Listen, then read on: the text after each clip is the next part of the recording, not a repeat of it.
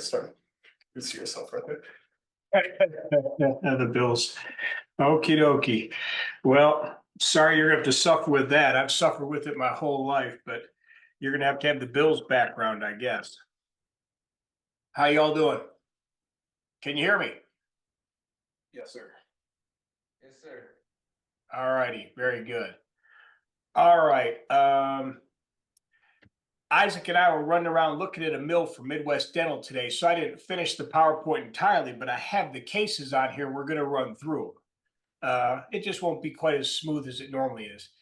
These are just a bunch of cases that just came in the last couple of 3 weeks. So I wanted to, some of them are follow-ups from cases that I've shown you before, and but a lot of them are just fresh surgeries we did. And there's a couple of cool ones where I saved a couple of cases that were going south on me, because it happens to me too, with some short implants that Megagen's put out that I just love because they have the machine finish collar. But away we go. All right, so we're going to start with some maxillary anterior cases.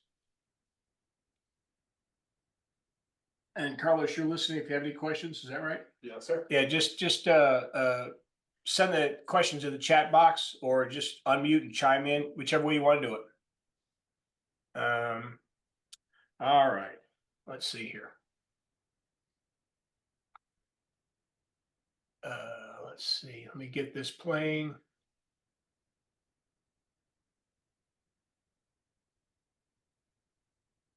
All right. This is a case you guys should have seen before. It's on my it's on the website, but it was kind of cool because she came in 5 years later. So I'll go through this pretty quickly. She's one of the cases where she broke off her maxillary anterior. Oh, hold on. All right. And we so I took the tooth out, put the implant in. That's always the easy part. The hard part is getting something that looks good for the patient. This is not working again now. Okay. There it goes. All right, so that's what she looked like the day of. And you can see that I've placed the implant in there, got the graft around it. And I did the same technique I always do. I make my osteotomy, I fill it with the VersaBurrs, with the bone graft, and then I use a VersaBurr to pack it out laterally. And there it is, showing that it's in a pretty good position. I'm lingual to the cusp tips, which is where I want to be. This is the crown that she had on there. This, like I said, this is the one that's on the website. I'm going to show you another case I did recently. Can you see the arrow, Carlos? Does that show up on the screen? You have to show up for the right screen. There you go. Now we can. It does? Okay, Yes. very good. There's no holes in this one. I just went with bonding agent. I now pop holes in those, and I have no more problems with temporaries coming off, because it used to be a problem with them debonding. So I take a little round burr, but I'll show you this in the next case that I do. That's a newer one. So I put some composite around it, bonded it, shaped it, and I put it back in there. So there she is, looking good. And there's a temporary, but this is kind of cool. She came back in this week, and this is her 5-year recall. So there, that's the tooth right there. Excuse me, right there. It's even better. You can't tell which one it is. And that's what it looked like originally. Or excuse me, this is the next case. So let's stop here for a second. So she's lost a little bit of recession here over the years. Let me go back. See, just her natural crowns didn't look like they did. So this is all going to change a little bit. And this is flattened out a little bit. So this is where she is at right when we put the temporary in. She's got some recession now. She does a good job keeping clean. And the tissue's flattened out a little bit. But that's still a pretty darn good result. And obviously with her smile line, that doesn't show at all. But I thought that was nice to have her back 5 years later. Because again, I haven't been doing implantology for 20 years. I've been doing it about 10 years. So maybe 11 or 12. But I don't have a lot of 20-year cases out there for that reason. So this is a patient that came in this week. broke off front teeth. I had two patients back to back that broke off the front tooth. It's number 9. So I make my osteotomy always to the lingual, excuse me. And there it is, the same procedure I always use. I make the osteotomy. I put the into slow dry and reverse with a Versa drill into the bone graft. You can see how nicely perfused that is with blood. That's a good thing. And here's a Pathfinder sticking out of that. So here is me putting those holes I was talking about in the temporary. And since I've started doing this, and I do this all the way around 360 degrees, so I put about 8 holes in that. And you can see how they're coming in there a little bit on the inside. And so the composite flows in there, but you'll have a stick in there in a second. And what I use is the end of a Q-tip, but I no longer have temporaries come off because I used to be a son of a gun because, you know, you do all this great work and then they'd start chewing on it. They'd wiggle it around a little bit. It would come off. I don't have any come off anymore doing this. So I don't know if you can appreciate this, but the cotton tip applicator was a little bit too big to fit in there. So I take a polishing wheel, a porcelain polishing wheel, and I just trim that down until it'll fit in there perfectly because I want that nice and snug so that none of the composite goes in the channel. So I then slide that over there, and this is right after I took the stick back out of it. And that's what's left in there. This is the existing crown that I used in order to make the temporary. And it's a pretty similar technique, so I won't beat you to death with this. You take it out and you put composite around there, you fill in the gaps, and then you start smoothing it up, and then you put it back in there, like so. Now, here's the thing about this case, and this is why I showed this one. So I did that work, and it's looking pretty good.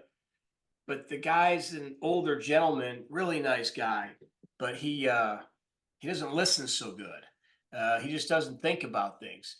So he comes back in a week later for the post-op check, like I always do.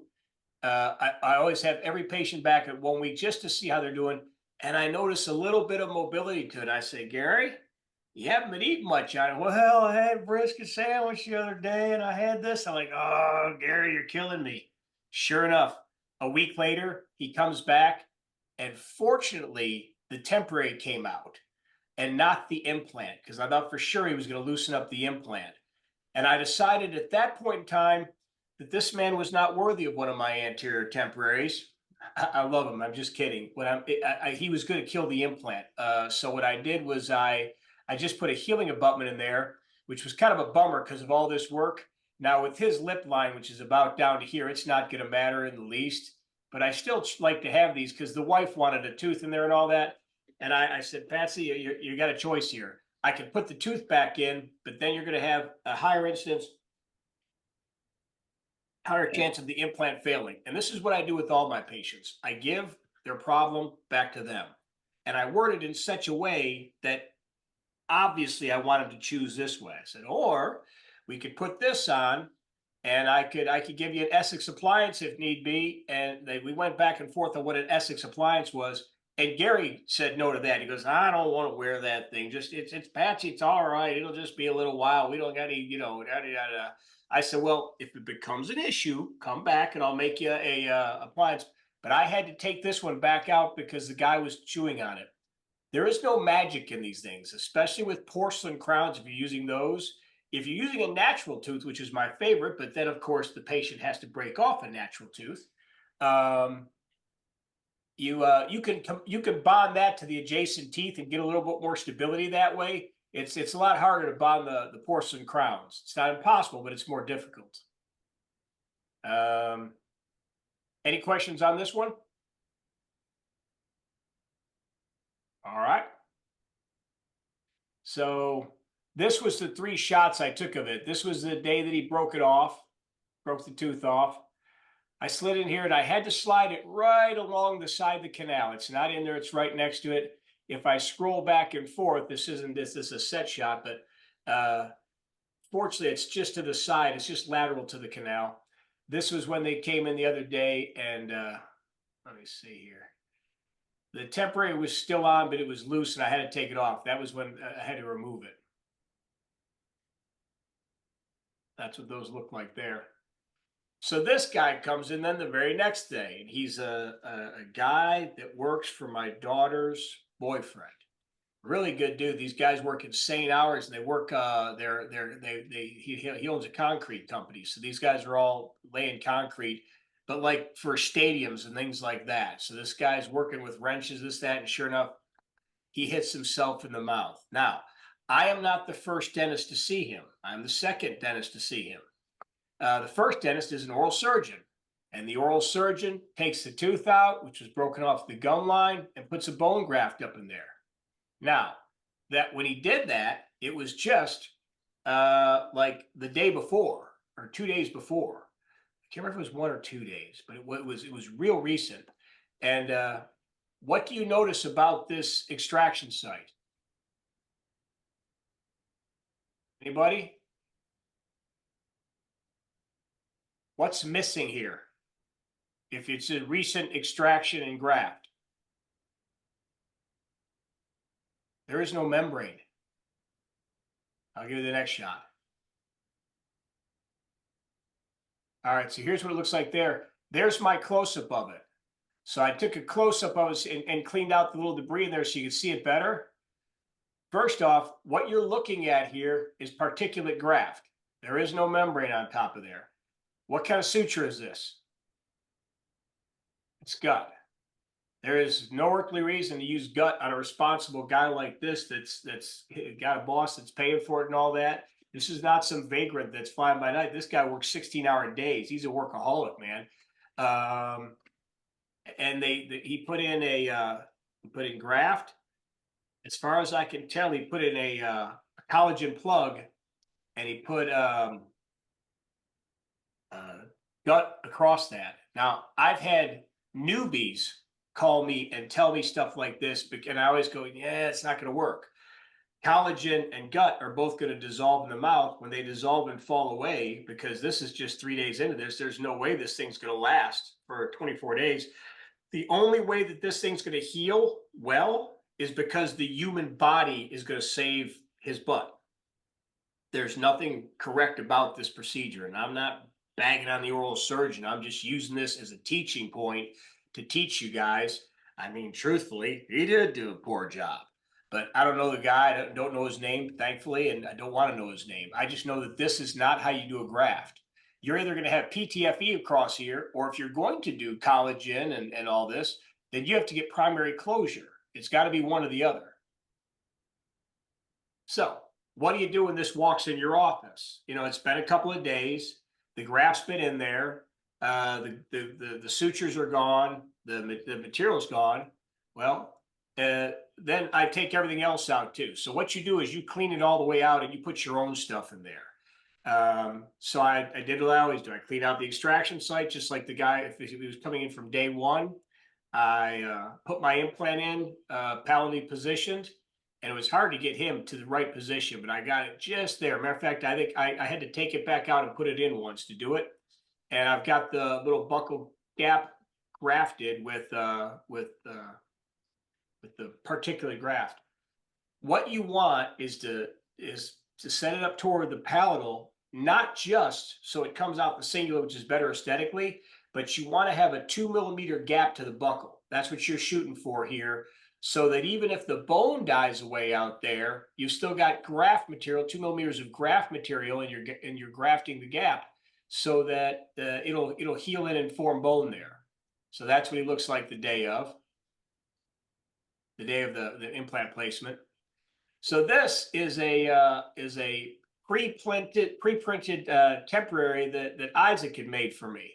So I said, because remember the guy came in day one and I saw him, and then I scheduled him back because he already had graft material in there. So there's no reason to jump in and do this right away. And it was like, oh God, the guy came in like at 7 o'clock at night or something. That was my late day. So it's about, we were closing. So I said, all right, you're on antibiotics. You've got something in there. I knew I was going to take it all out at that point anyways. So I had Isaac scan that, and we made a shell temporary. It was a little bit off of the dimension, so I added to it. That's what you're seeing out here. Here is the shell temporary. So we've got the temporary, we hollow it out a little bit. There you can see the implant down there. And I'm not going to go through this all again because it's the exact same procedure every time. But you add acrylic, you smooth it all up. It was a little bit short, the shell temporary was, so this is all acrylic down here, but that's okay. I mean, all composite. And you just polish it up. Same thing there. That's sitting on the driver there. That's how it's sitting up. All right, so there it is in the mouth. A little bit of blanching there, which is okay. You want a little bit of pressure on it and a little bit there. That's how he came in. That's the graft material you can see in there. That was day one. And there it is. Also, because his extraction site was so long and his bone was so long, I put in something I rarely put in. This is an 18mm implant. Just because I wanted to go down to the apex and get more decent bone. That thing's in there rock solid. That's a 4x18. And you can see the size of the gap that I have here. Here was the extraction site right there. So I've got about 3mm or so at the crest, maybe even 4. I put it down there deep enough, just like we talked about, putting it beneath the CJ, a good 3mm. And he's doing fine. I haven't had to see him since. I saw him at the 1-week recall, but I haven't had to see him since because he's doing fine and he's minding his he's not chewing on his temporary. All right. Any questions on anterior temporaries in the maxilla?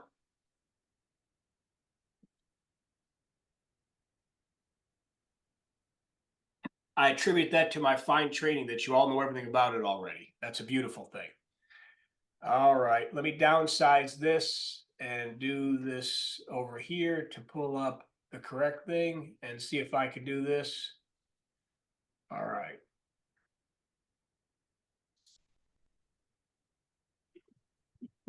Now, how do I get this over here? Okay. Let's go right here. Excuse me, Dr. Worley. Yep. How you doing, sir? How long would you keep the PTFE membrane in before you take it out if we were to do a PTFE membrane? I do 4 weeks for all this. What you're doing is you're trying to get the bone a head start on the soft tissue. So you leave the PTFE and the sutures in for 4 weeks. And then I take it all out at 4 weeks. At that point, the bone underneath there, the graft material, is nowhere near becoming bone, but it's coalesced enough into a nice solid mass where the soft tissue is not going to grow into it. I've had a couple here lately where I've gone to take the PTFE out at the 4th week, and there wasn't any skin underneath. There wasn't any gingiva underneath, and I'm looking at actual my graft still, my bone graft. What do you do in a situation like that? I wouldn't worry about it. Your graft has already started. When you have them back a week after that, because I'm assuming you do, because when you see those things, we're always concerned. We go, oh, damn, let me see it next week, see how that is. I know I do in my cases. Anything that's going wrong, that's what I do. When you come back a week later, you see the gingiva is growing over there, isn't it?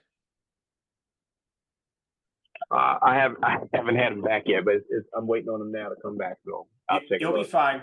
The whole point of GBR, guided bone regeneration, is you're putting the graft in, you're putting a membrane over it to keep the tissue from growing in there. Now, usually it's not that effective. Usually it'll grow up to the edges, it'll sneak underneath a little bit, but it does it at such a slow rate that you're okay. So it is rare that happens, but when that happens, the body's going to heal. That's just all there is to it. The body's going to grow in from the side. The soft tissue is going to cover that. When they come back, you will not see that white bone anymore. The bone graft. Awesome. So next question, when I go back to one of my grafted sites or something similar, and I need to get it below the CEJ like you spoke of, I heard you say the term 3mm, so you need to be below that 3mm. If you're looking at, if you're looking, because to get the right emergence profile, if you can't tell exactly where, in these cases, I had the gingiva, so I can see the gingiva and I can put it 3mm beneath that. If not, you put a line from the CJ to CJ of the adjacent teeth, and you draw a line there, imaginary line, and you put it 3mm beneath that, at least. If you want to go 4, I don't have a problem with that. You're rarely going to get in trouble going too deep. We're exploring deeper and deeper. It just means your restoration is going to be accommodating for that down the road. Okay, okay. And I guess the next specific question is below the crest of bone or assumed crest of where the bone is there some thought to how deep you put it there? I'm sorry, what's that? Is there some thought to how deep you have to put it there? You trying to go like 2 millimeters below that, or are you Sure. just expecting your I want you to write this thing down. This what I'm going to tell you here. It's Zero Bone Loss Concept. It's a book that you all need to be reading. It's got a better handle on the biology today that we're following. And this guy, Thomas. Oh, here we go. There we go. I'll link it. There we go. I don't know how that's working there, but can you see that? And it's Thomas Linkevicius, and he's from Lithuania. Guy's a little genius, and he lectures with Megagen. He's out there on the circuit and all that. They back him pretty nicely, and that book is fantastic. And it talks about how deep you have to go, mainly more about the height of the soft tissue. And what he's done is he's made us rethink now. We all know that we had to have a band of keratinized tissue next to the implants. If you have the implant, you want 2 to 3 millimeters of attached gingiva like this. What he's come back and said, forget about when you put the implant in, just when you do sounding to the bone before you even start the osteotomy. If you don't have 3 millimeters to 4 millimeters, then you're going to bury the implant deeper, or do a tenting procedure, or do grafting, or there's like different techniques he tells you in there how to thicken that tissue up. Since I've started thickening the tissue up, and that's going to come into play in some of these other cases I'm about to show you, it makes a world of difference, man. And it's just I don't know how we missed on something that basic. It's all about blood supply. And if you have thin tissue, like a thin, everyone knows about thin biotypes are bad and this, that. We just weren't thinking about thickness. We were thinking about the width. So he's done a bunch of studies. He works in a university, and he actually backs this up with data showing that you need to bury it deeper. I say all that to say this. With Megagen, and if it's, and Darren, and you place Megagen, correct? Yes, sir. Okay, cool. Because it's got the Morse taper, so it's got a great seal, and it's got an internal hex, so it's not having leakage problems. And he talks about that, how you can't put every implant underneath there. If it's got a polished collar, not a machine finished collar, but a polished one, the tissue will not grow to that. So if you bury it 3 millimeters under, like I'm about to tell you, then your bone's going to die back 3 millimeters. So you really have to read the book. But for Megagen, I can give you the short answer. You're gonna make sure it's about 4 millimeters of tissue between the top of the implant and the tissue. Now, if you got 4 millimeters of tissue, you don't have to worry about it. You can do a tissue punch. If you got 3, you can probably get away with it. If it's less than 3, though, if it's 2 or 1, forget about it. You got to do that. And the easiest thing is to either just bury it, and actually I do a little bit of both. I bury mine now at least 3 millimeters, 2, 3. I mean, if I got a nerve issue or similar anatomy, okay, then you can't follow these rules, but I try and go as deep as I can. I can't tell you the last time I placed one less than 2 millimeters, usually 3. And then you can just widen out the bone a little bit. I've even started doing this just a little bit, profiling that bone, and not use like that, even for the healing abutment, because I'm just going to use a tenting screw on top of this. And the tenting screw, the whole idea is that, all right, so you got this thick, thin tissue. If you bury the implant down further, what's going to grow down in that hole that you made, that osteotomy that I'm telling you I just widened out a little bit? It's not going to be bone. It's going to be soft tissue. So you've increased the depth and the width of your soft tissue. That's why I widened it out, because I wanted even more soft tissue in there. And again, just a little bit, just like a bone profiler that Megagen cells will do it, or a round or a football burr is what I use, with the cover screw on there, so you can't nick the implant. But if you bury it down, you widen it out. That's one way to do it. Another way to do it is to put a cover screw on top of there. And now Megagen sells, and actually they give you these with the implants, a 2.6 millimeter tall cover screw now. It doesn't come in the implant. You have to ask for it. When you order these, if you should know, you get a healing abutment each time for free. Well, instead of the healing abutment, you can ask for 2.6 millimeter tall cover screws. So we put the tall cover screw on there, and it will tent the tissue up. So if you flapped it back from here, now you're going to put it back and it stops there, what's going to grow in there? Again, it's not going to be bone. It's going to be soft tissue that grows in there. Now, here's the thing. When you make the incision, so you have to do your bone sounding before you make your incision, make it a good decision on this. If I'm going to make my osteotomy right here, I'm not going to make it mid-crestal then. I'm not going to, or mid-osteotomy, if you would. I'm going to go over to the palatal and lingual so that when I flap it back and I close it back, because it's going to push it up a little bit, I'm going to try and release it somewhere or the other. I'll try and release it from the palate. I'll try and release it from the lingual. I'll try and release a little bit from the buccal. But most importantly, then the suturing together doesn't have a stress point right in the middle of it, because you're going to suture over here and the pressure's on a solid piece of gingiva then. So you want to go over to the palatal or the lingual when you make your incision in order to, so even if it pulls back a little bit, that, and if it has a slight gap, if it's right over the implant, it's never going to close because you got too much pressure on it. If it's over here on the palatal or the lingual, and you got a tiny little 1 millimeter gap there, that's going to close in because the soft tissue is going to grow in there so fast, and it's not, there's no pressure on it. There's more to it than that. That's my Reader's Digest version of it. Again, get this book and go ahead and read this cover to cover, because it's not just this. He's got some great stuff in there about restorations and how the lingual surface should be polished zirconia. If it's certainly not glazed, he talks about that in there. It has to be polished to a high polish, because zirconia, it turns out, actually has a hemidesmosome attachment that will bond to the crown and actually seal that in there. And because you've made this bigger area, not just which is completely different than a tooth. A tooth has horizontal fibers, so that's why you can put cement in a tooth and it doesn't go under the gums and do all that stuff. The fibers in a tooth are parallel, so you're getting as many other attachments as you can get on there. If you use a etched zirconia like this, you get all these hemidesmosomes, you get a better seal. He's putting these crowns on top of implants that are failing, and the implants are turning around and even growing bone back in some extreme instances. Not all the time, but it all helps. Is his point is it's not the implant that's failing, it's the restoration.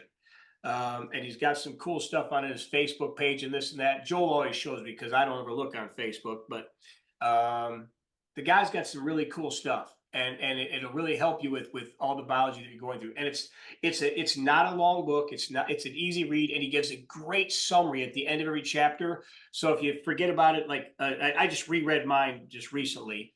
But if you want to just go back and skim it, you can just skim the bullet points at the end of the chapter. Carlos, is there anything up here I need to answer? You already gave that? Yes, sir. Okay, thank you. Awesome. I got one more question. Sure.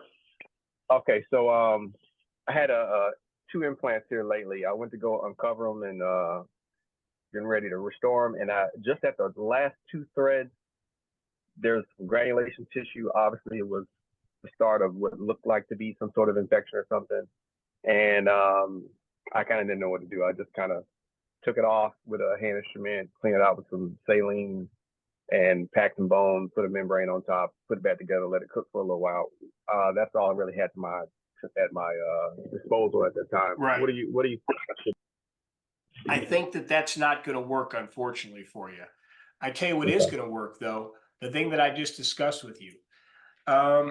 Look, if a thread gets exposed, it's not the end of the world until it gets into the oral cavity, and then the bacteria starts to go down that, especially with the aggressive threads on Megagen. One of the reasons you get thick tissue is if you got an implant down here and you got 4 or 5 millimeters of tissue or something thick above it, and you get a top thread and you got all this soft tissue adhering here, the bacteria is not going to get down there to cause an infection. It's not what you want. You want it down to the bone, and that's why we're burying them deeper also and following all these. That's why he calls it a zero bone loss concept. He's saying that if you place them correctly, and a lot of this relates back to Megagen because he didn't work with him when he did it, but Megagen, because it aligns so well with their implant, really has pushed him and put him out there on the circuit and all that. And a lot of the principles take effect, like burying it deeper, create the soft tissue. Those are the things you do. honestly, what's going to happen here, Darren, is you're going to learn from this case. So I would put a healing abutment on it at this point because the graft that you're talking about isn't going to work. The implant's already infected. I've never had any luck growing it back in a small gap like that. It's impossible to clean those threads out. There's people that take them out and they use a burr to smooth them off, and they create a whole hobby out of this. I would put a healing abutment on it and see if the tissue stabilized nice and fat around there. Okay, then you're gonna be good. If it doesn't, it turns into a problem. I'd unscrew the damn thing and I would just start over from scratch. And then in that case, I would make sure to read this book before you do that and follow all those concepts, which is just, again, burying it a little bit deeper and making sure you got that thicker soft tissue, and then putting a nice restoration on the top of it, which you never even got to. But I tell you, that's the other thing I do for right now is put a nice polished zirconia restoration on there. And you can do this with even with a just with the tie base and some a custom zirconia abutment and polish the base of it. And the top you can glaze. The part that's super gingival, that doesn't matter, but beneath has to be highly polished. Does that help? Right. Yes, sir. Thank you. All righty. Let's see. All righty. Isaac's going to field all my lab questions. It's wonderful. He'll just answer you back there. We're talking right now about how polished this has to be. And we were at the MegaGen meeting, the FP1 meeting this last weekend that Danny Domain was putting on in Dallas. And he was saying that he had to have the $1,000 kit from Germany. So we're exploring, do we have to have a $1,000 kit, or can we find it some other way? Why? Because we're cheap dentists, quite frankly. And it's, but it does have to be highly polished, and I mean really polished well, not just a little bit.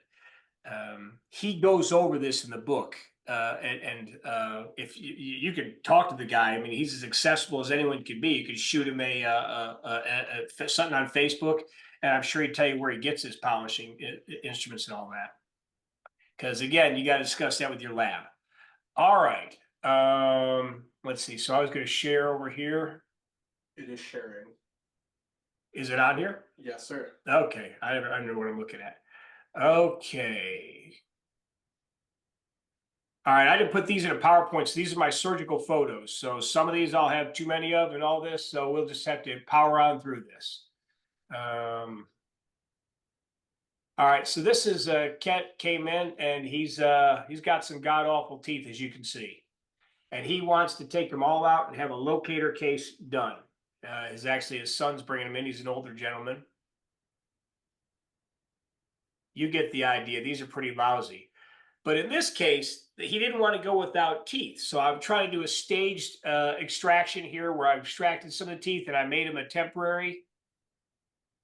He's in because he's actually broken off part of the temporary here. That's where we're taking these photos. This is healing from the extractions that were done before then.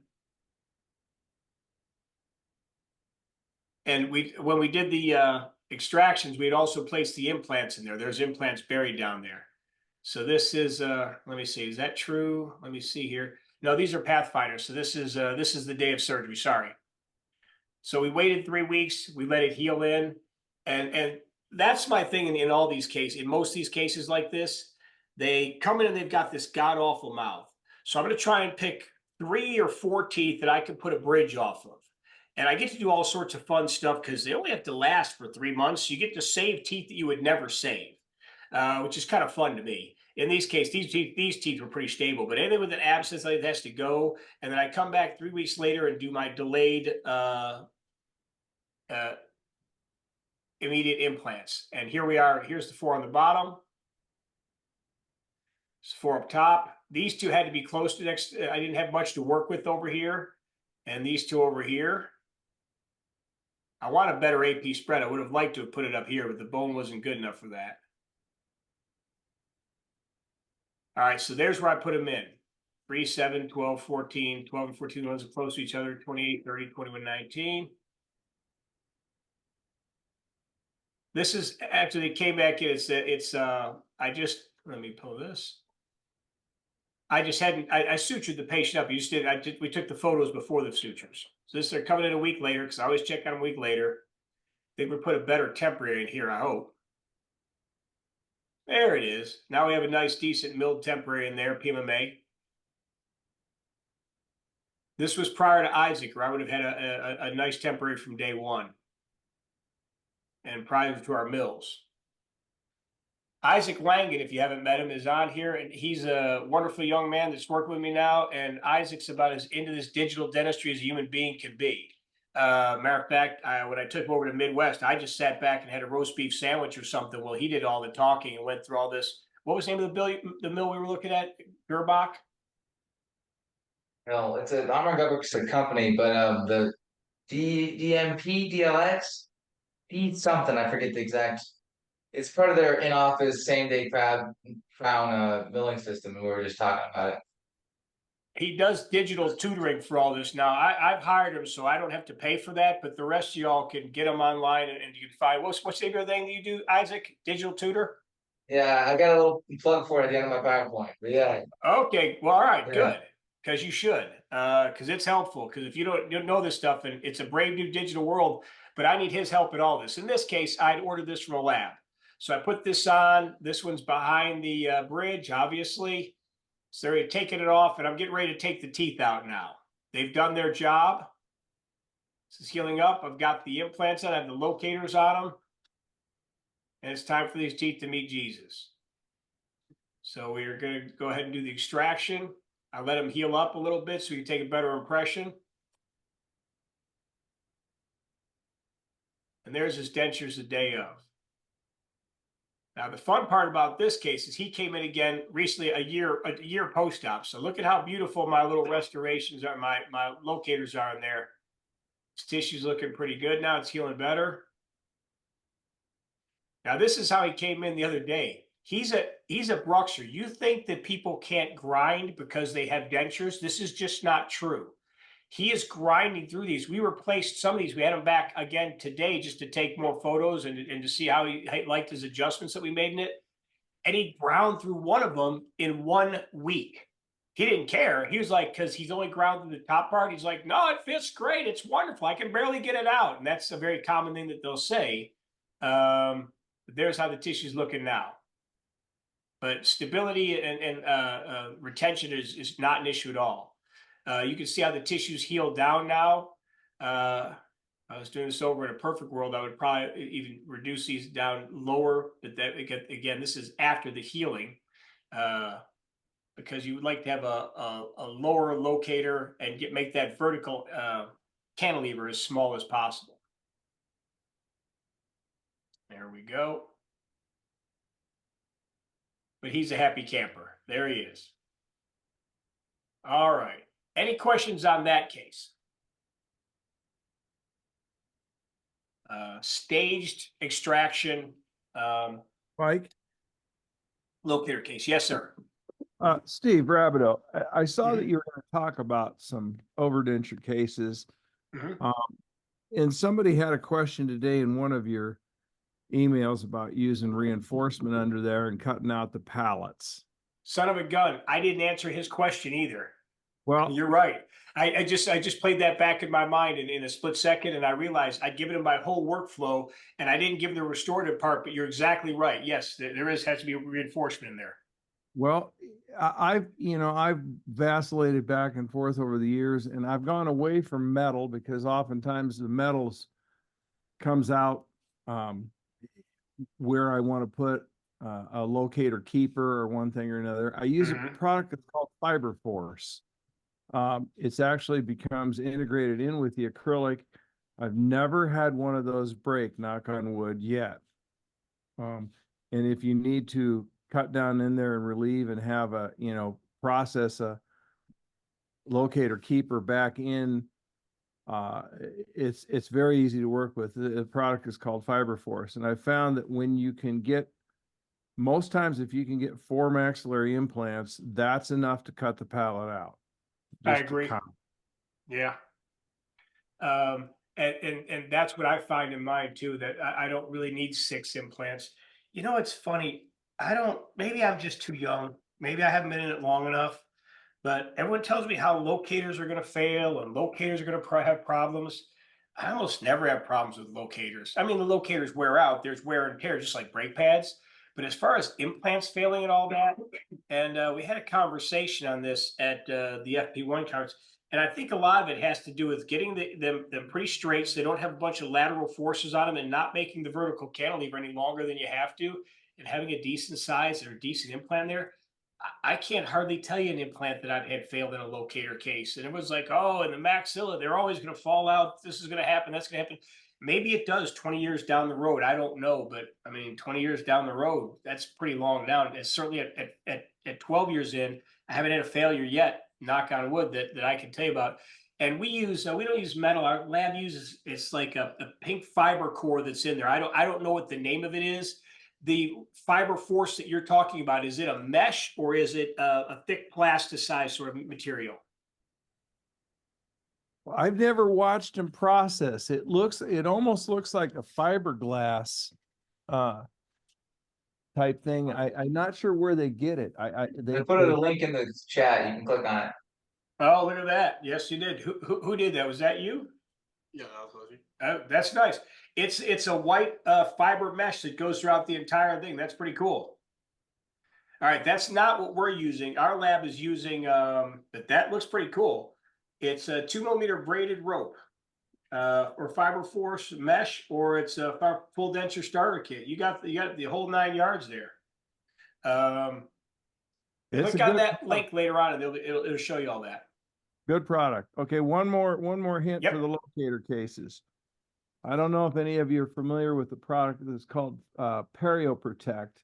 It is it's a gasketed thing that goes over the teeth, and it'll push a peroxide product down into a perio product or into a perio pocket. But that's pretty hard to use on a locator case. And all my locator cases go out the door with a tube of the gel, and I just have them put a dot of that gel once a day over every one of their keepers, snap it in for 10 minutes, take it out, rinse it out. If they forget, they're forgiven. Those locator abutments universally are amazingly clean and amazingly healthy tissue around them, for what it's worth.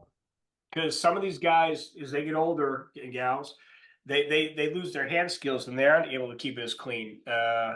Had a patient the other day that it was pretty dirty. Fortunately, we didn't have a problem with that. But they put a link. Carlos put a link up there also for PerioProtect. Thank you, Carlos. Right. Isaac, write that one down and let's get that one for the practice. Okay.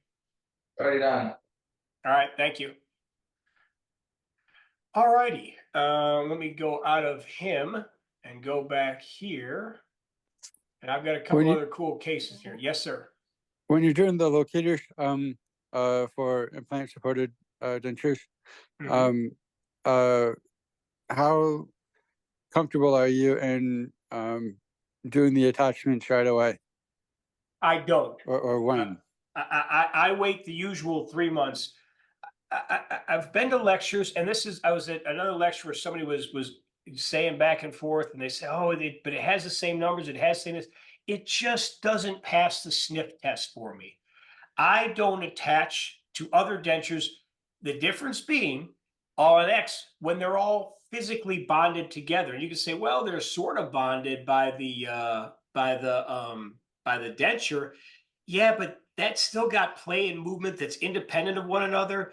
I want them to have stability of being splinted together completely. So I personally don't do it.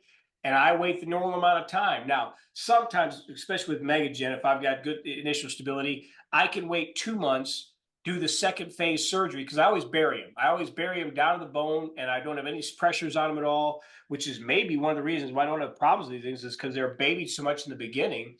And then when I do the second phase, they come out. If they're hitting on a denture that's there or something like that, that I've got to relieve the denture in that area. And then again, I take that impression using this special tray that I use, which I've shown you guys before. Does that show up? Okay.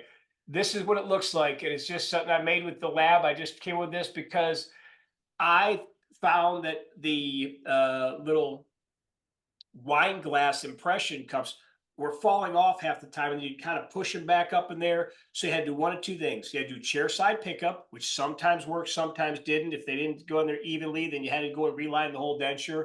Or you had the lab made it, and sometimes worked, sometimes didn't. And then you'd have this nightmare thing where you had to cut it out and do a chair side pickup, which took even longer. So I used to schedule all my locator deliveries at the end of the day, so that you that's your week. That's, by the way, how you find the weak spots in your practice. When you look at all the things you're scheduling at the end of the day that aren't expediency related, such as seating crowns, just because you want to go out the door, when you're putting them at the end of the day because you know they're a nightmare. And sometimes they were great and sometimes they weren't. I just didn't know. After I started taking the impressions with this, I have zero problems. I even put haven't put a couple locators in the wax rims and all that, so I don't have to take them in and take them out and have them flopping around and all that. And then when I go to deliver, they go on first time every time. I don't have those problems at all anymore, which is a blessing. I had a guy, matter of fact, I don't know. Yeah, I've got the case in here. I'll go over that next. But anyhow, take a picture of that if you didn't. All right. Let's go to this guy. All right. Let me go back actually and do this to get the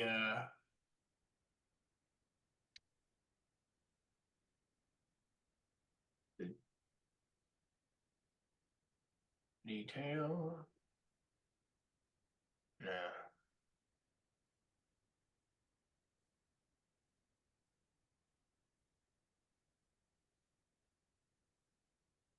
Okay.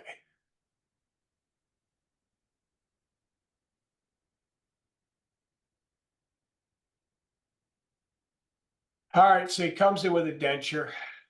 This was 3 years ago. And it's a mess. He's got broken off teeth. It's a mess. I'm going to go through some of this pretty quickly because I got a lot of pictures in here. Too many because I didn't trim this one down.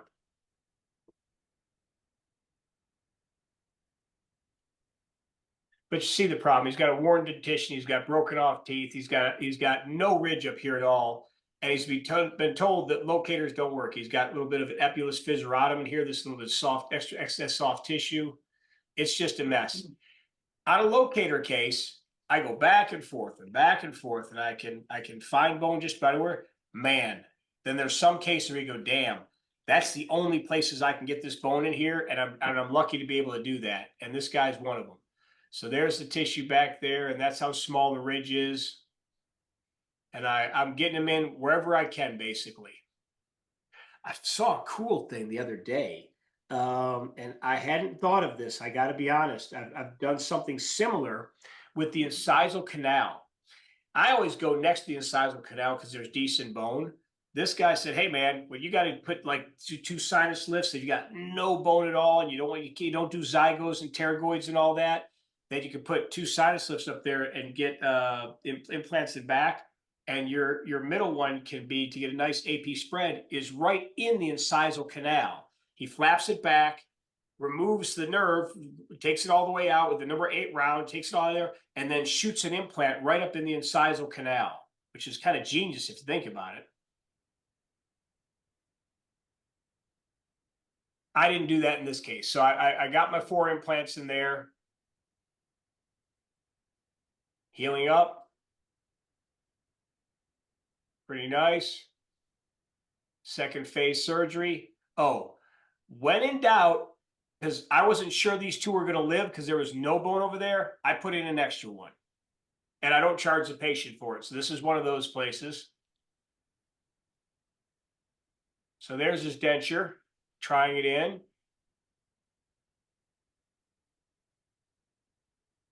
Pretty pleased with it. He's got some crowns over there, and he let me do an implant bridge on the one side. That's what this is over here. On this side, I told him that he had Decatur there and all sorts of problems, but he just wanted those patched with composites. And I told him that's not going to work. He's back now, and they're rotting out, and he's finding out they're not going to work because he's back now after 2 years. And I'll tell you why in a minute. Okay, so we get this in, and I'm just stoked to high heavens that this whole thing worked. I mean, I've got nothing back there. I've got D5 crap bone back there. Every one of them lived. Every one of them's got decent numbers. Here's his final photos. And again, you let me put the bridge in on the one side, not the other, and let me at least put composite in there. Joe is like one of those engineers that comes in and can find fault with anything. Everything I did that I thought was so great, he found some sort of small fault with. He had put the density, couldn't even get them out, and then he'd finally get out and say, well, yeah, but look, I think they're just rocking a little bit. They're a little this, they're a little that, and they'd be off. He was never wrong by like 1%, but any percent, I'm like, dude, you do realize these are dentures. You didn't pay for fixed restorations. So he got mad at me because I didn't give him the fixed restorations at the locator price. And I must admit, I got a little pissy with him because I got tired of him coming in complaining. So I said, good ISQ for locators. I'm sorry, I'm looking there, Rab. Same as for dentures. I still want them in the 7 days. But let's be honest, we all got your ISQ is always going to be worse in D4 and D5 bone. So if it's back there in the high 60s, but it's moving in the right direction and they seem stable, I will attach those and I'll say a prayer. And so far, I've never had a problem with that. As long as they're going the right way, I'm giving them the full 3 months. I charged this guy for the locators the last time. He'd complained about this locator, had changed this out, do this. I get him and he can't even get him out. Then he starts to wear after a couple of weeks. He comes back, says, well, they're loose again. And they were only loose enough where he could take them out. None of these were ever loose. I was like, dude, all right, that's it. I'm charging you. And he got mad at me and he said, that's it. All you care about is money. I'm not coming back. This was not a banner day in the Worley practice. So he came back then 2 years, just a couple of weeks ago, and he said, all right, I'm going to let you work on him again. And let's see, these are the final photos. Unfortunately, we didn't take photos that day, but I do think that I have, here's what I have. I took x-rays of it. So here's that hardener that we have in ours. It's like I have a course like that. It's actually like it's like it's a what do they put in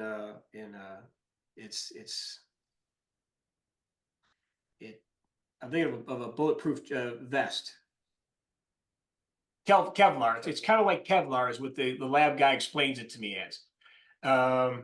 So I mean, all right, I want you to look at the bone that I have this in. There is no bone here. There is no bone in these. I'm going to try and do this in a second. I'm actually going to pull up the CBCT. And now these are rotting out because I told him they would. He says, your fillings even fell out after 3 years. I said, dude, there were buildups. I told you needed to have crowns, and I put this all in writing for you. So there's where he started out at, by the way, with these all failing, and these came out, and this is where to go back here, where the bridge is. This is a crown. This is a 3-unit implant bridge. All right. I'm going to pull out of this because there's only one way to tell you this, and that's to show you. So I got to remember where I put Joe's originals. Actually, I don't have to do that. I took one, I think, when he came back in.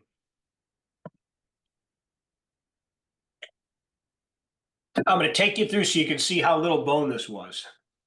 Every one of these, I have bicortical stabilization because I didn't have any choice but to have bicortical stabilization. There was never more than 4 or 5 millimeters of bone.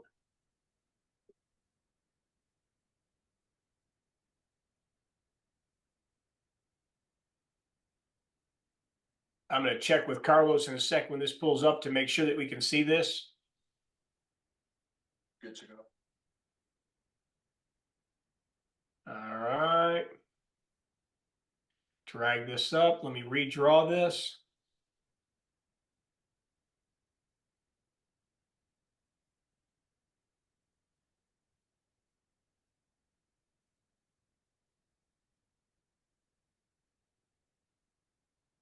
All right. Let's start over here. I'll just pick this spot here. And we're gonna upsize this and we're gonna walk back through here. All right, there's number 2. And you can see that I had to do a sinus bump. Look at the amount of bone that I got that thing into. I was pretty pleased with that. Coming forward, this little wisp of bone is what I got this thing into right there. And again, bicortical stabilization. And I also got the angulation decent, bicortical stabilization coming through there. See, that's what they're saying now is put, which is kind of a cool idea. Let's take some size there. What if I had done that? I mean, you got all sorts of width there, and the canal is usually going to be about 6-7 millimeters.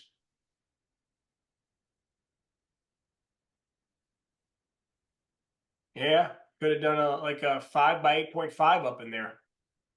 Cool idea. I'll make sure I'm not going the wrong way. I think I am. Let me go back the other way. All right. Again, bicortical. Holding goes away. And this is what I have to put it in back here. I dare say that's pretty good implant placement. And that's why I thought this, I got angry with this guy, I must admit, because he was so ungrateful. He stepped away. He didn't realize the magic and the genius that I performed here. I was amazingly impressed with myself. There's your implants on the bottom. We spent an hour and a half when he came back in because I was convicted by this, that maybe I wasn't as sympathetic as I could have been. And I said, Joe, what do you want when he came back in? He goes, I just want him to fit. They still got a little rock in them, and they did have a tiny little rock. So what you do to figure this out, for those of you who are just starting out with locators, you put a little drop of Blue Moose or whatever your bite registration material is in the locator in the receiving end, the female end, and you put the denture up there. If it fits in there the way it's supposed to, it's going to push out everything, and you're going to see a nice clean hole there, and you'll see all the locator. Well, that was how it was in 3 of them. And in one of them, there was just a wisp. I mean, a wisp of impression material. And in the other one in the back corner, there was about a full millimeter of impression material. So it was still in the locator, but it wasn't socked up in there. And that's what he'd been feeling that whole time.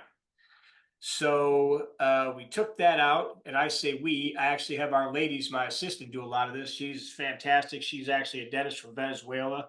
You get a chance to hire an ex-dentist who's working their way back. Hire them, train them, help them to succeed in life, and they'll do wonders for you in your practice. She actually did all this because I was running around with 3 other operatories. She took the locator out, reattached it, put it on there. It fit great.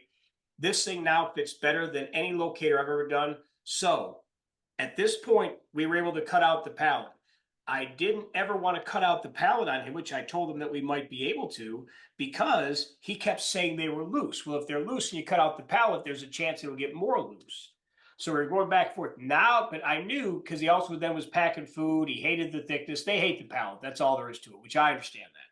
So we also cut out the palate, and Joe is feeling so good about life that he has agreed to take out those teeth that, by the way, I didn't show you that on the x-ray, but those anteriors also have massive bone loss too, that I was putting the composite in just to patch them. He needs them all out and do a 22 by 27 bridge. He is coming back to do the 22 by 27 bridge later this week. So it had a happy ending. Any questions on this case?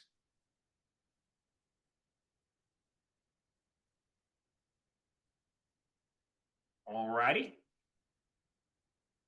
That's okay. I got plenty to go through here today.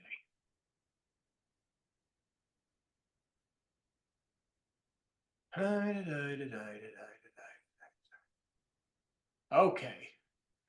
Linda King was kind of cool because she's a case that came back, but I guess we're running out of time, so I'll skip that. And so was Daniel Hendler.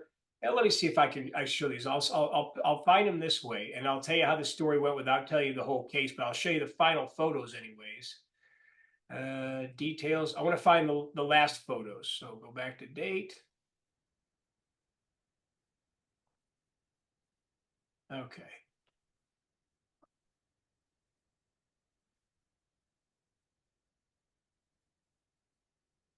Midline's off a little bit, as you can see.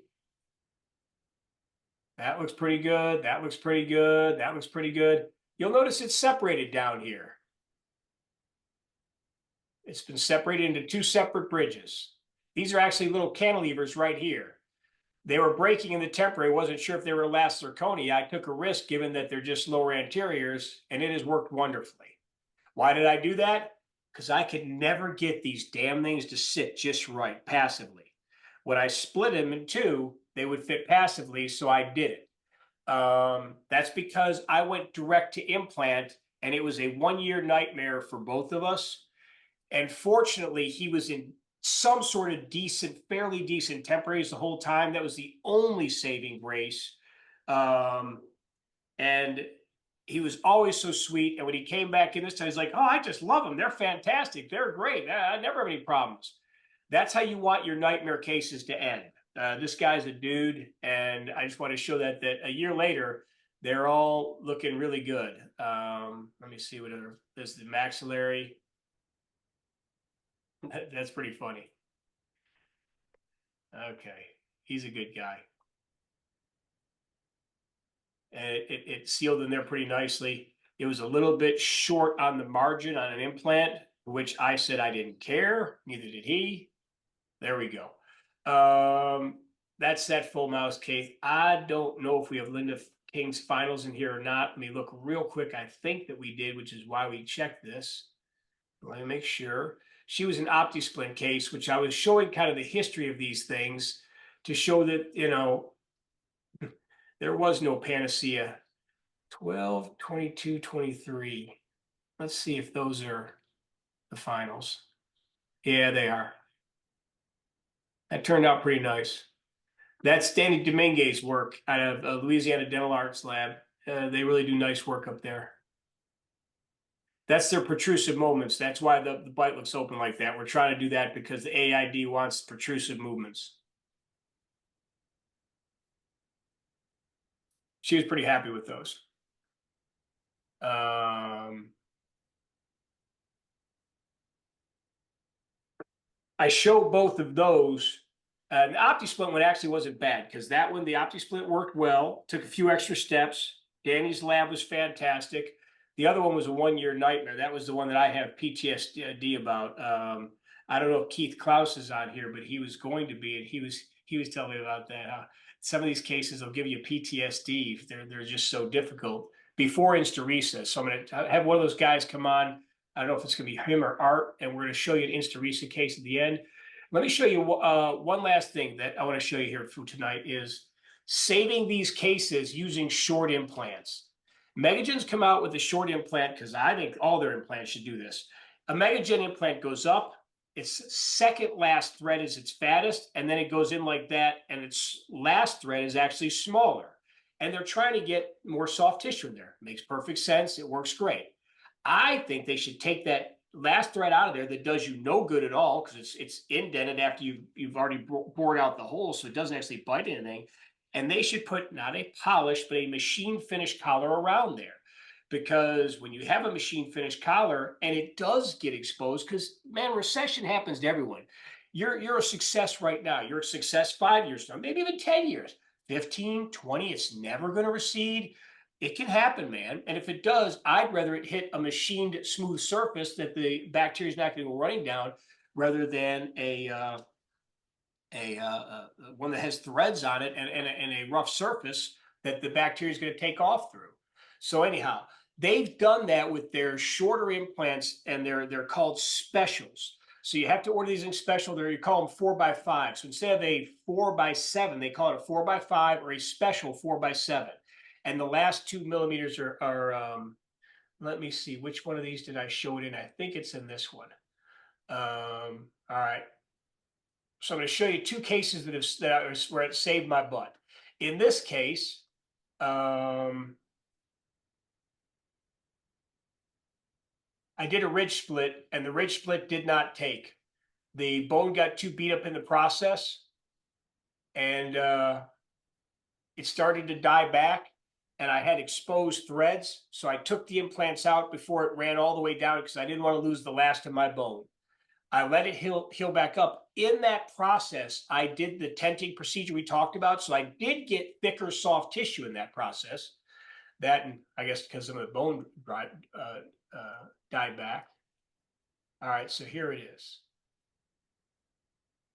All right, so this is after we've made the denture.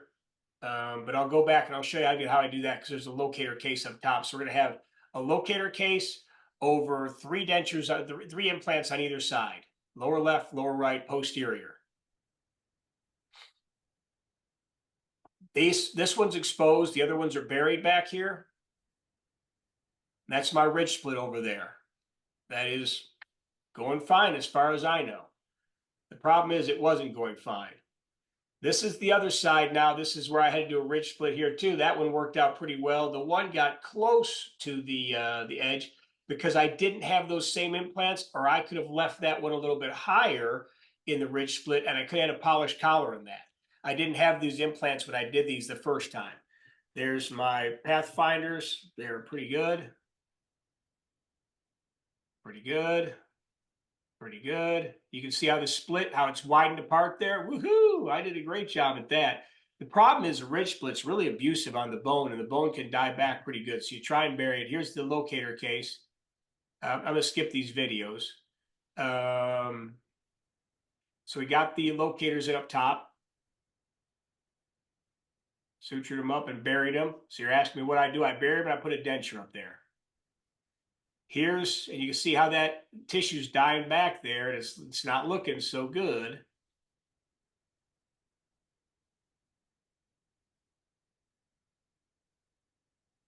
And I've tried healing cover screws on there. I went down in there and looked at them, and I was losing threads. I tried everything to try and do soft tissue and this and that, and it didn't work.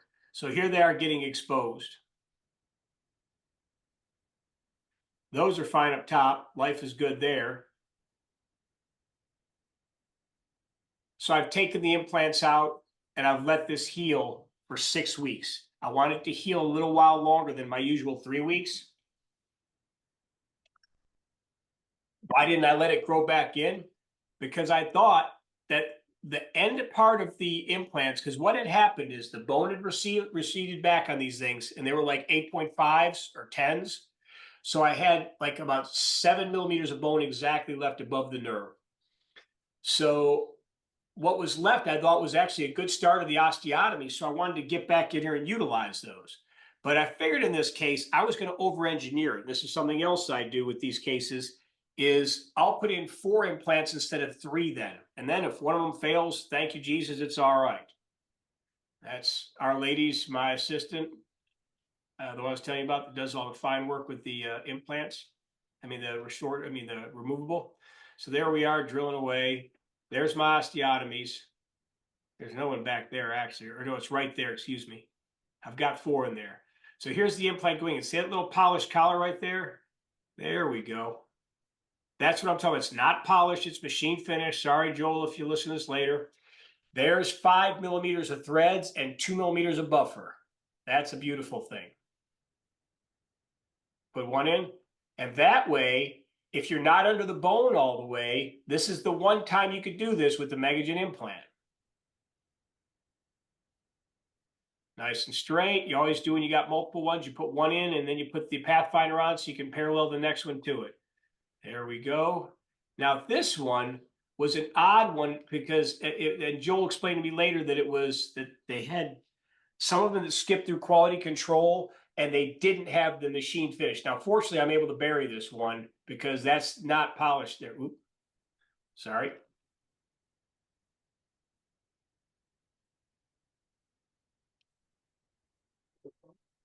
There it goes. That one's in. Now, I got that one all the way to the bone, so I'm okay. Now, this one does have the polished collar. And that one's got the polished collar too.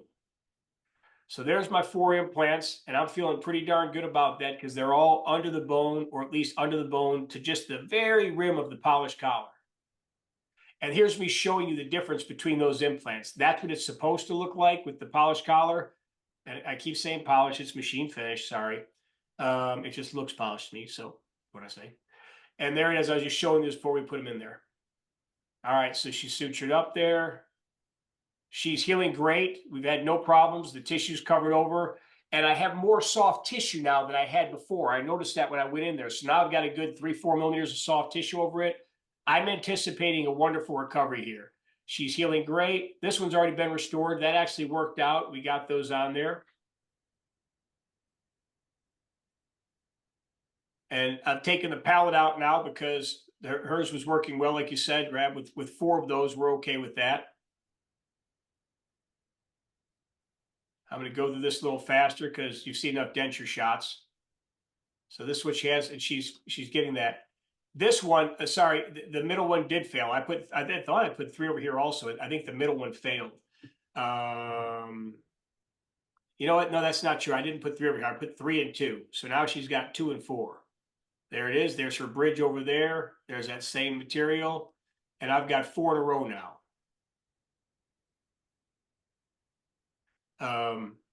Shoot. Let me show you one thing as we're looking at this. All right, this one's under the bone pretty good. And if you remember the osteotomies, this one was buried a little bit. So I've got this Hall cover screw because I use those all the time to keep the tissue from growing in, the bone from growing in there, and to get that soft tissue around there. That's that zero bone loss concept. I'm tenting again, even though I didn't really need it. These are flat, and I've got good soft tissue over these. But look how close they are to the top of the bone, because that's a panel that's pretty accurate. Again, I can do that with these kind of implants. I would never do anywhere else. So why did I do that? Because here's the nerve right down here. I mean, dudes, I couldn't have been any closer to that. No paresthesia. Life is good. That was the original 3 that went in there. See how they're a little bit longer, and I didn't have a 4th one back here. They also, and look, I buried those, man. I had a good 2 millimeters of bone above there. And by the time this thing was done dying back, it went all the way down here. And the best thing I can tell you is A, it is stressful to the bone to do a ridge split. And B, my soft tissue was not as thick this first time around. It was thinner. It's the vertical component of it. Okay. I've shown you all I can for that case. Any questions on that?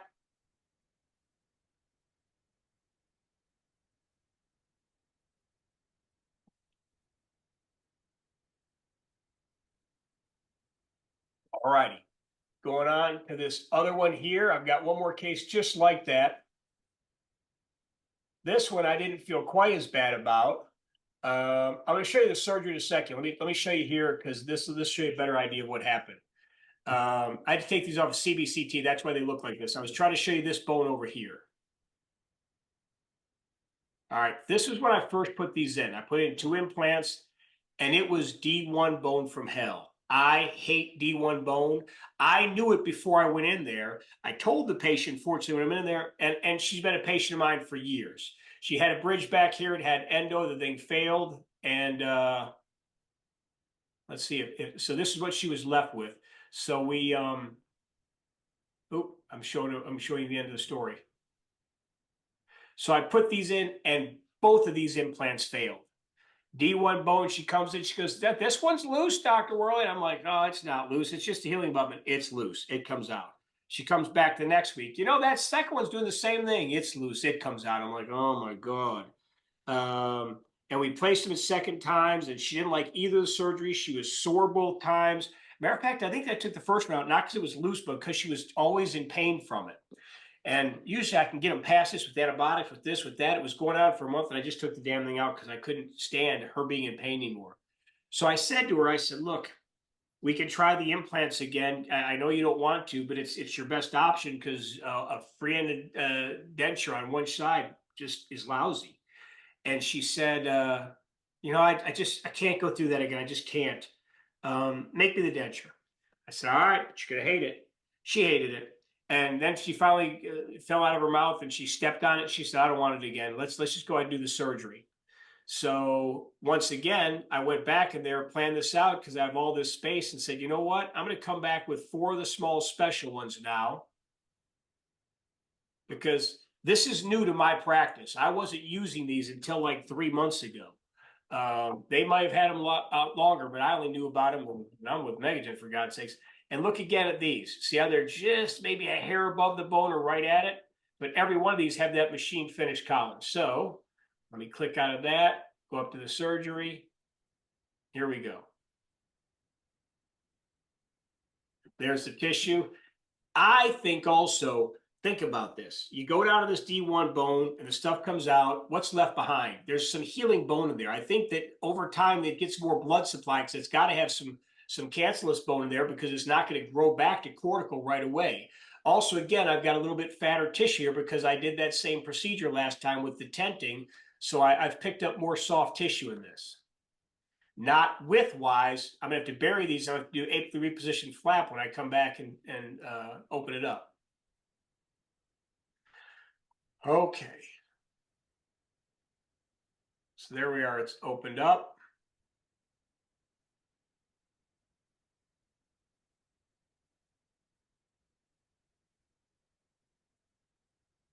I'm taking my measurements to make sure I put it exactly where I want. Same as I tell you guys to. There's an osteotomy I'm going to use. I'm going to slip right into that. That's the osteotomy right there. The old one. The healing one that's left. So here I am. And there I'm showing you again that they're the special implants. And there's my 4 implants back there. I bury these because I want to give her every chance at surviving.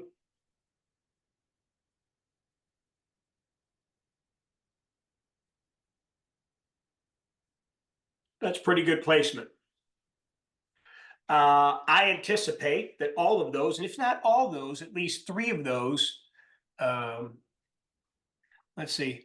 I heard that in bone, D1 bone is obviously incised osteoid and then leave it alone. Then there's going to be more blood supply and we go, the implant may have more sense. You know, I wouldn't disagree with that. I wouldn't tell you you're wrong to do that. I haven't heard that before, but with that much D1 bone where it's a solid block of it, that's not a bad idea because in healing back, you will get more bone supplies. So basically, that's exactly what I did. I incised it with my implants and then took them back out when they failed, and that's exactly what I did. So I'm a genius, actually, as far as I know. Isaac, that's when you're supposed to always jump on and say, "Yes, you are, Dr. Worley." I mean, look, you're going to have to get this right. Any questions? Very good.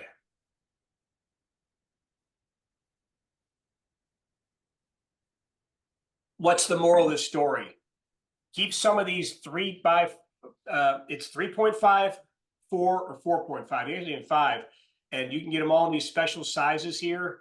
If you went up to 4 or 5, I would say that's enough because you have threads on that one, so you have different thread choices in there. So we keep like 2 or 3 of each one of those implants in the office. So if I ever need to do a case like this, I mean, that beats the hell out of vertical ridge augmentation. I mean, what's the other option?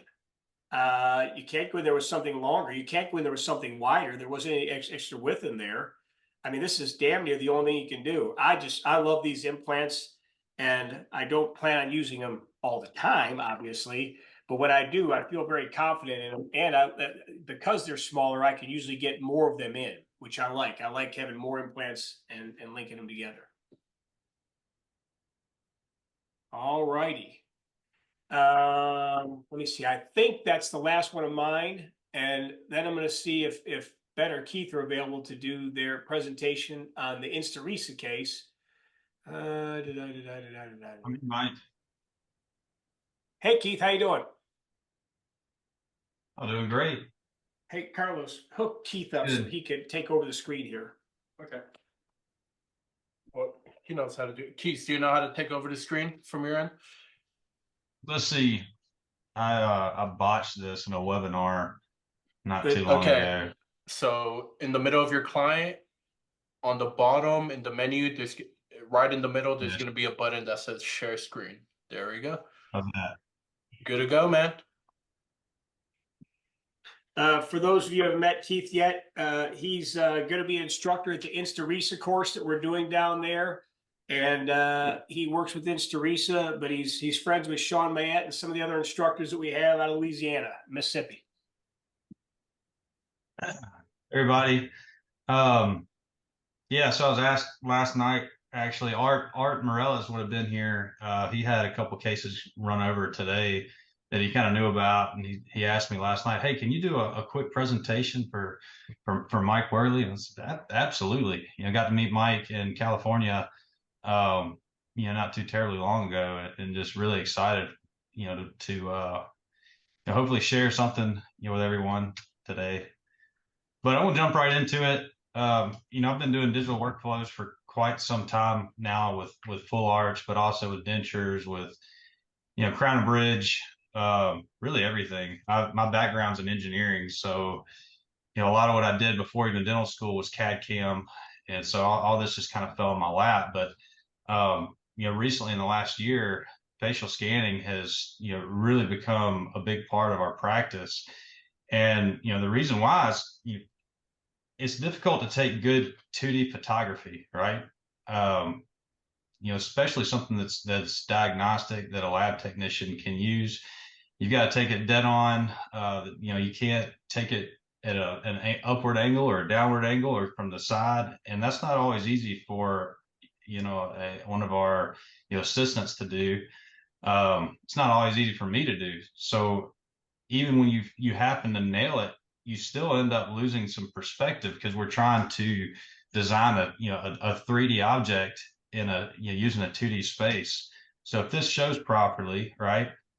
Just a little graphic I used to demonstrate this, right? You've got 3D teeth behind there. And as you're designing these full mouth cases, and keep in mind, this could be a denture, this could be crown and bridge, it could be, just a, 8 and 9 case. Let's see if it'll let me play that again. Yeah. So if that rotates, that image stays in 3D, and that image stays in 2D, but what you're changing behind it is a 3D object. So you're going to create some potential errors there, in your design versus being able to actually digitize, the patient, so that now it's almost like doing a wax up, with the patient there, sitting beside you. And my partner's a prosthodontist, so when I got out of school, out of dental school, I bet I set, I don't know, a couple hundred, dentures. All we did was set dentures, and you go in, you heat up some wax, you move the tooth, you plop it back in the mouth, you heat it up again, move the tooth, pop it back in the mouth, go back and forth, 100 times, 6 appointment dentures. We get that, down to 2-3 appointments now. But the idea here, and what I'm going to talk mainly on is full arch with implants. But the idea is that we're designing all this before the surgery. So all I need after we place our implants is the implant position and a soft tissue position. And, I can finalize and manufacture, what we design in CAD. I don't know how much time we have, Mike. Do I need to speed this up? You're good as long as You need, man. we don't have lives. We're dentists. Okay.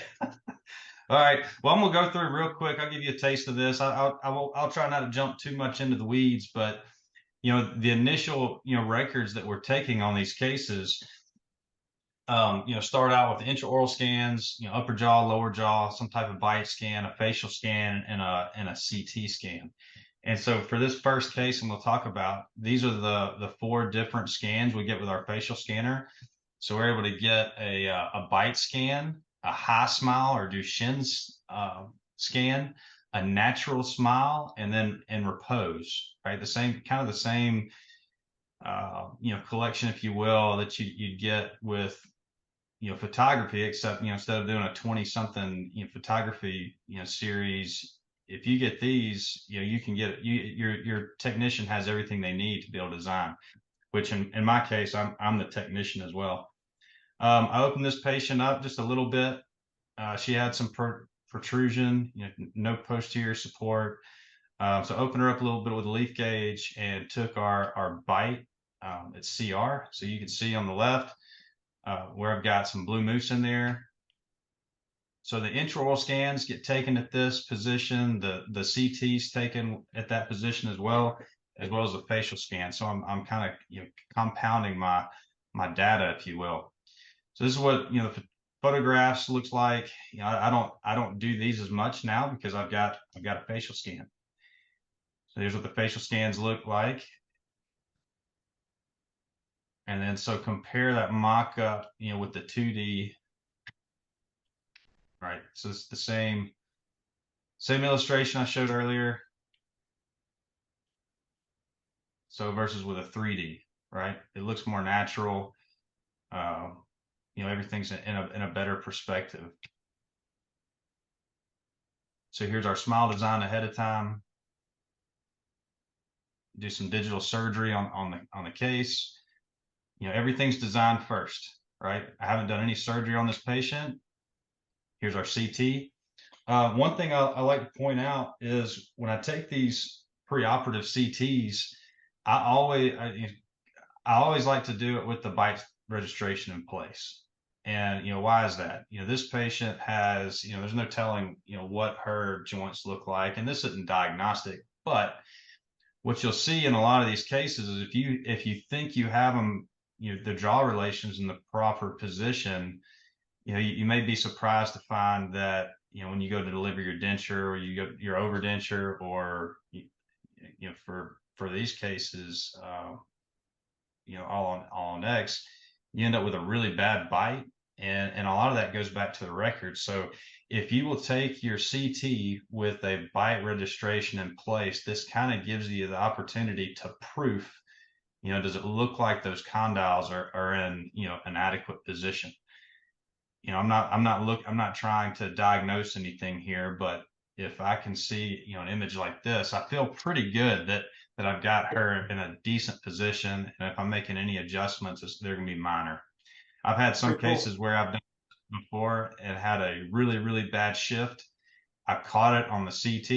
You know, went back, manually manipulated the patient back, got a new bite record, and then went forward. But it's just to remind everyone on here, you know, we're getting all the records before surgery, right? The only record I get after surgery is implant position, and a jaw position. So day of surgery, right? So we're getting, you know, our records pre and post surgery using, you know, certain reference points. That's for that soft tissue scan. We use a reference screw in order to merge our pre and post-op scans. This will make a little more sense here in a second.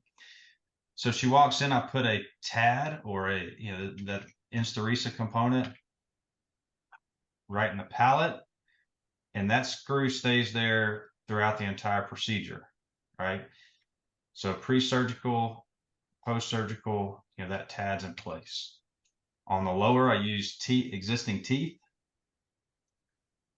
And so the idea is being able to merge all our design that we did pre-operatively to our post-operative data. You know, I hope that makes sense. So what you're seeing in with those purple, pink and blue images there, blue means 0 deviation. So that's telling me how good my alignment is, you know, from our pre-op records to our post-op records. You know, we complete our design on this case. I did some sinus lifts and placed implants, you know, in the molar position. Yeah, I don't like to load those, you know, so we came back to pick those up later. Here's our lower design, and these get printed out. So this is what it looks like. All right, so this is insert, day of surgery insert. Here are our 3 weeks post-op. 3 weeks post-op, she looks great. 4-month post-op. There's our sinus lifts.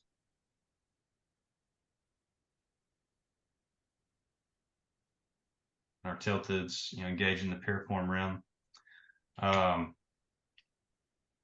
Another view.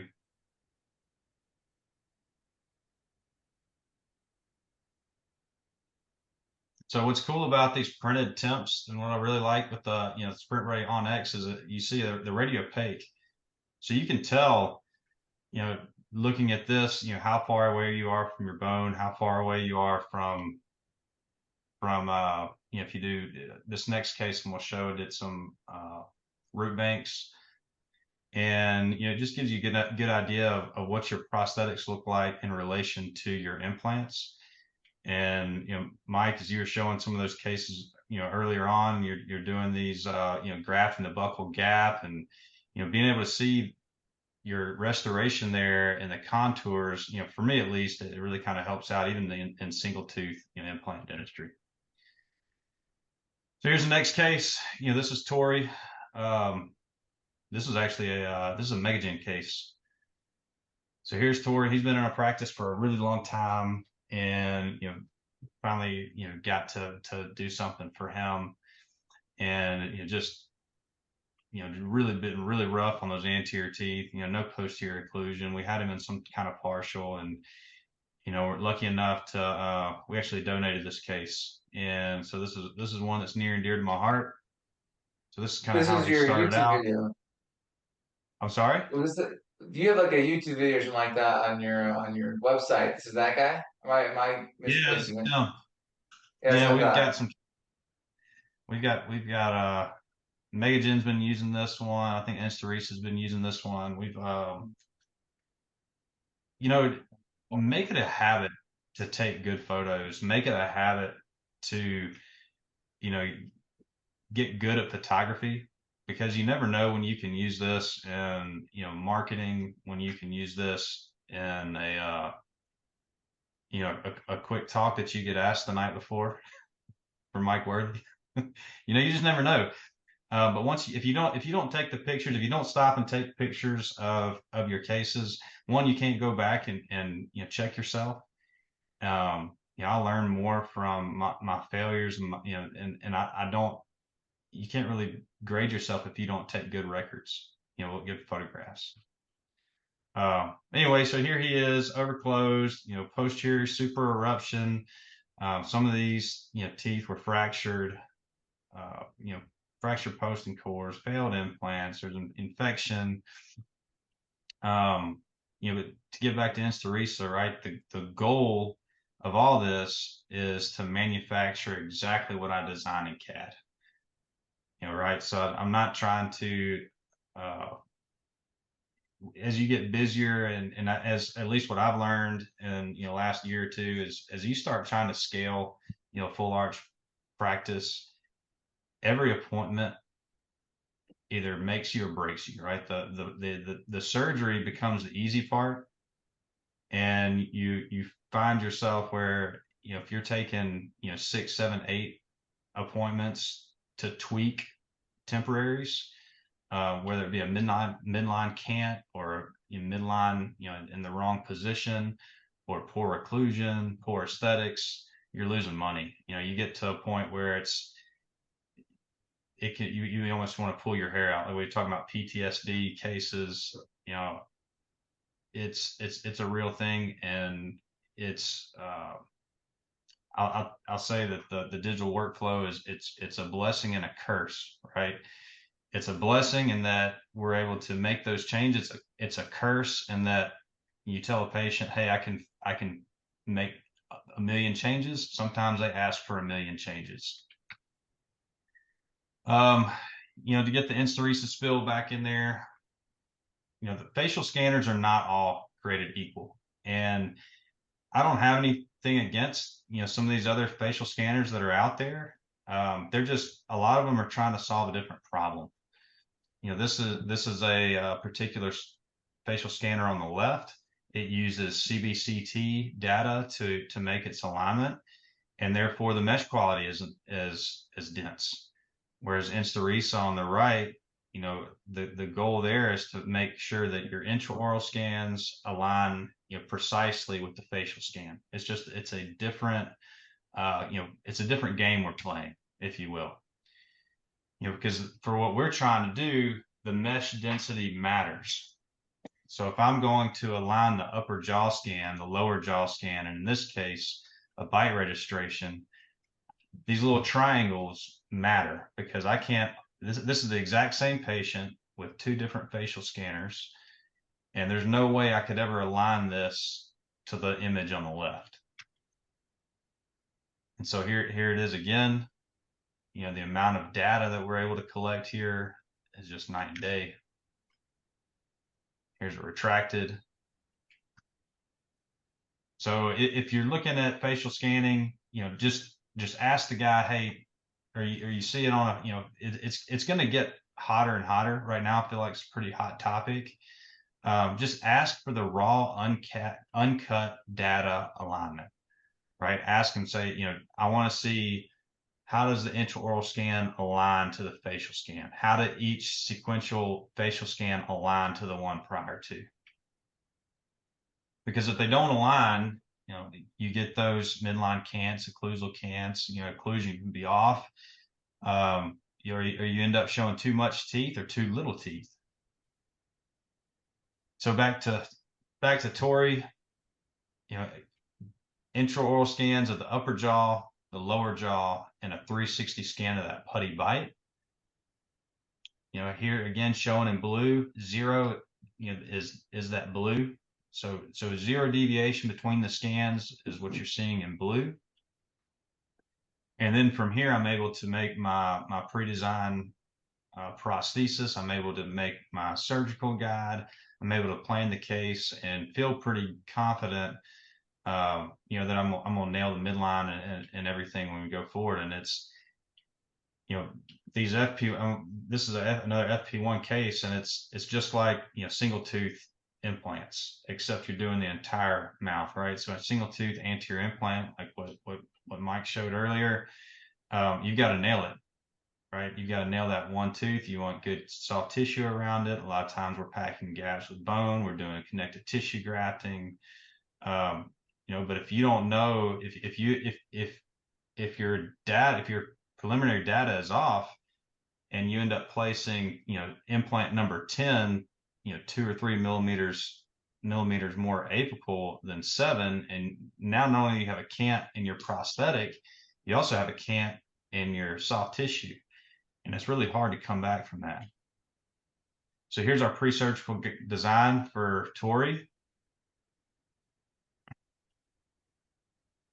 And what I do with this, you know, that same design, I'll make a stent, you know, kind of like similar to a Glucci guide, but I'll make a Ponic guide, you know, with a hole in it, so I can see that I've seated it in the palate, and I essentially will eliminate, you know, soft tissue interference, bone interference, and almost use this as a scalloping guide. So with the soft tissue back, you know, kind of, you know, pull it up, and then in a second you'll see I'll pull it back down, and I'm setting the case up, right? These are root banks in the canines and the centrals, and so I'm looking to see where I'm at currently, and I've only got about 1 millimeter in the centrals. I want at least 3 millimeters from my Ponic to the root bank, and so after using 3 this, millimeters I'll from go the back. Ponic to the bone too, right? Correct. The rule is 3 millimeters from the Ponic to the bone, and then 5 millimeters from the Ponic to the implant. Correct? Yeah, I mean, so it's different sometimes with full arch if you're using a multi-unit abutment, right? The way I think about it is I want that multi-unit abutment to be, you know, around 1.5 millimeters to 2 millimeters subgingival. Yes, right? obviously. So Yes. what's that? Yes. Yeah. So you treat the multi-unit abutment just like your tie base or your custom abutment, right? So if you're the tilted implant, you got to factor in, you know, the length of that outside edge, and it makes it even more critical in a case like this. In my experience, at least, to have a surgical guide so that you know, if I'm going to use a 17, if I'm correcting 2 planes with that multi-unit abutment, then I need to make damn sure that it's exiting one of these Ponic sites.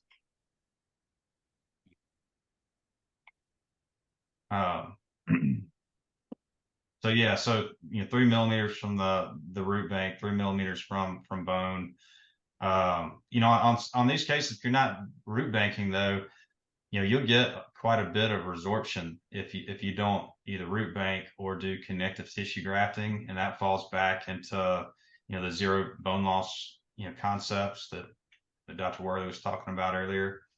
So sometimes we'll actually kind of allow the bone to die back, and as long as we've got a nice wide band of keratinized gingiva, we can put pressure with these ponics and get the same pseudo papilla result with these FP1s, and they're like a maxillary excess case. Anyway, going on. So here's our reference screw with the scan body on it, and again, patient comes in, day of surgery, we place that screw in the palate, put on our scan body. We'll get a pre-op jaw scan, a post-op jaw scan, and then we merge the two. And you can kind of see the root banks, there on the image and the right. Do our designs, and what I'll do is I'll come through here and I'll measure to see kind of how close I am. And so look, I've only got 2 millimeters there. So I've either got to change that in my design, or I've got to go back and grind a little bit more tooth off. And then over here on the canine on the right side, you see where we designed it too close. So I had to go back and remove that from the prosthesis. And you can't see this, if you're using PMMA. A lot of PMMA is radiolucent, whereas this is radiopaque. And luckily, I didn't have any issue with that root bank, even though it's vital. We'll follow it, but I have had some failures with root banks in the past. But back to the workflow, the whole goal is to deliver exactly what we plan, right? So whatever we have in CAD, we want to make sure it's duplicated and given to the patient. And if you have the right records are probably the most important part in this. If the records are accurate and you're using accurate tools, getting back to that mesh density that I was showing earlier, in the intraoral scans, then that all your data has been aligned properly. And what I've designed before I've ever touched this patient with a scalpel, we delivered it exactly, right? Y'all can see that in that image there. Mm-hmm. And so here we are, 4 months post-op. You can see the root banks. I've placed all these axially just because we had plenty of bone. And if I end up having an implant fail, I can always go back and do something, a tilted implant. Just trying to over engineer these cases and leaving ourselves rooms to revise if and when it happens.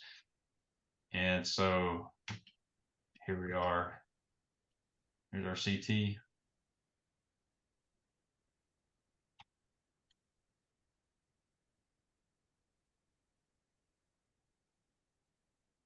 Nice case, Keith.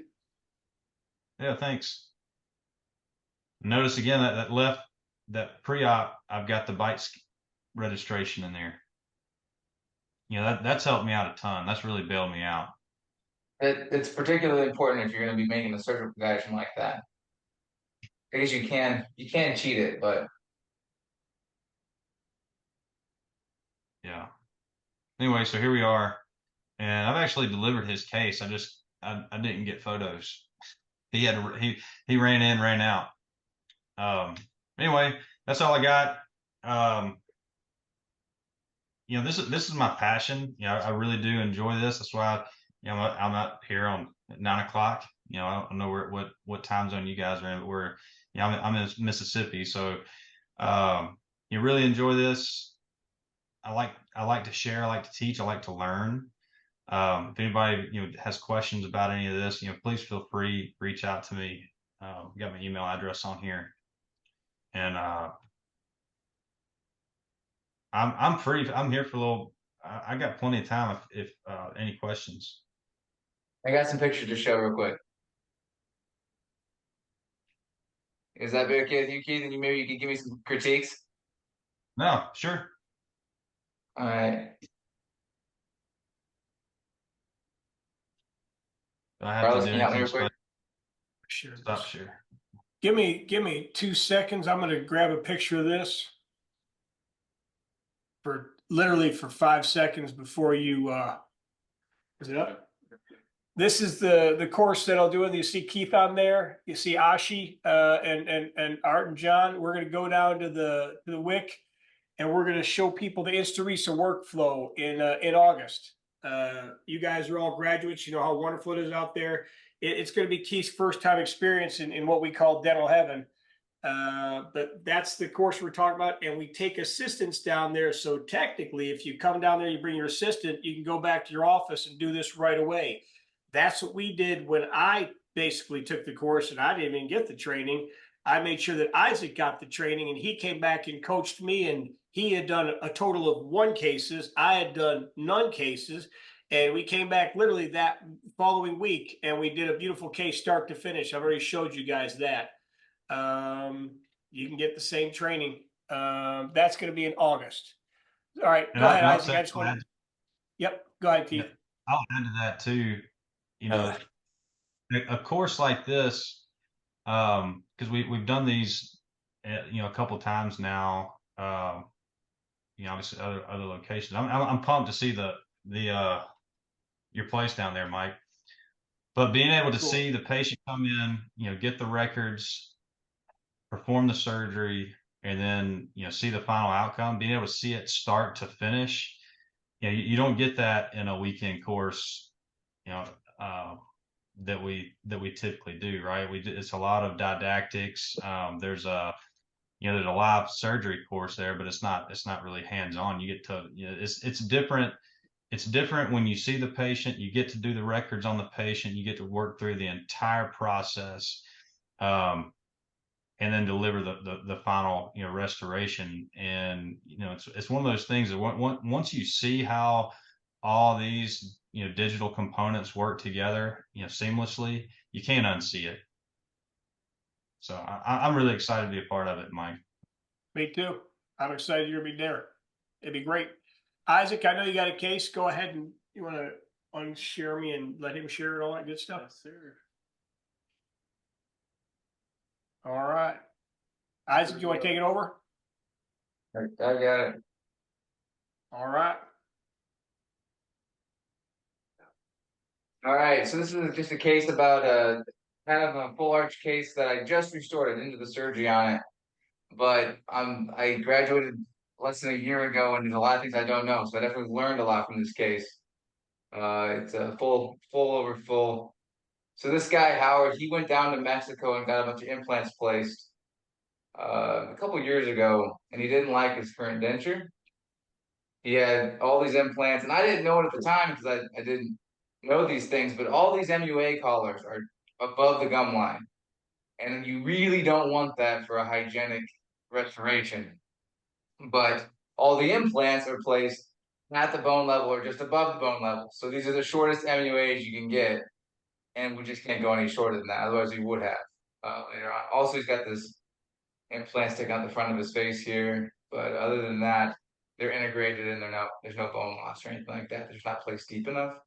They're all acrylic, they're breaking, they don't look very good, and they're not very hygienic. It's a ridge lap design, and there's just a bunch of plaque and stuff underneath them. They're not any good. So we're gonna make them new ones, which is good.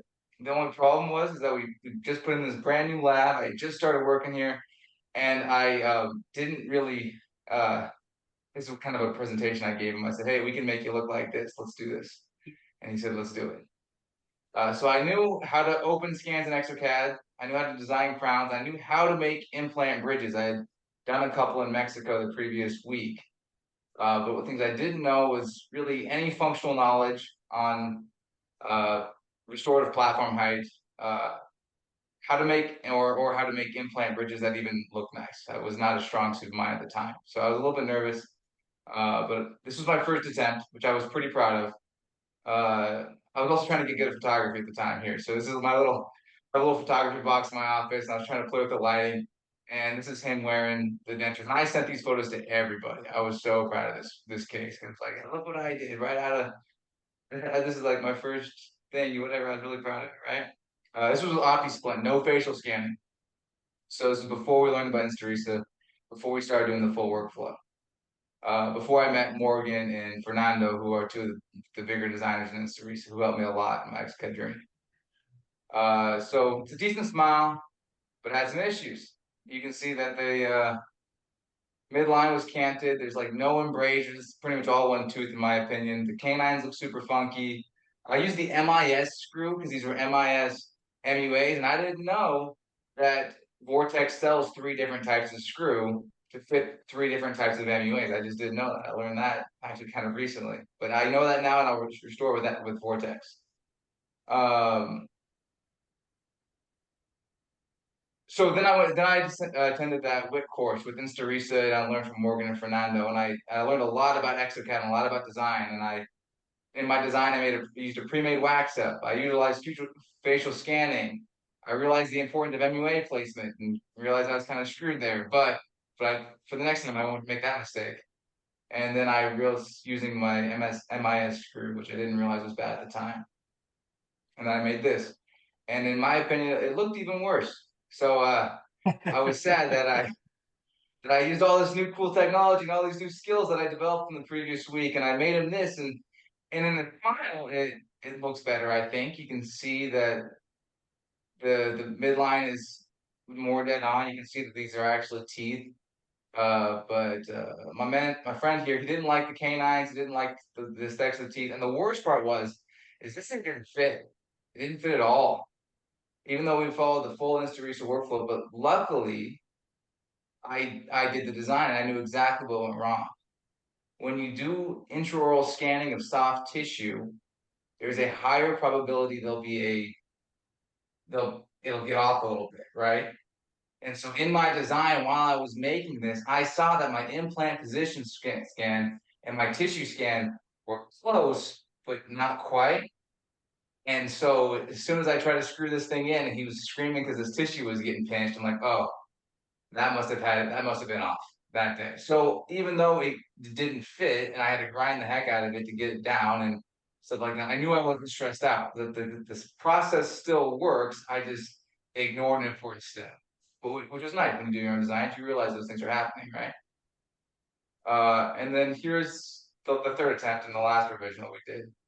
So with this, same thing, designed with a wax up, but I did a little bit different this time. I got a little better at sanding gingiva, and this one looked a lot better, I thought.